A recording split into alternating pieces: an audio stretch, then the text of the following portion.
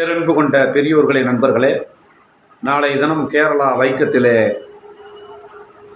வைக்கம் போராட்டத்தினுடைய 100ஆண்டு விழா நாளை காலை 10 மணிக்கு கேரளாவில் கோட்டயத்தில் வைக்கத்தில் நடக்குது. இந்த நிகழ்ச்சியில் பார்த்தீங்கன்னா திராவிடர் கழகத்தினுடைய தலைவர் வீரமணி ஐயா அவர்கள் பங்கெடுக்கிறார்கள். ஆயிரக்கணக்கான கருஞ்சட்டை தோழர்கள், இயக்க தோழர்கள், திராவிடர் கழக தோழர்கள் பங்கெடுக்கிறார்கள்.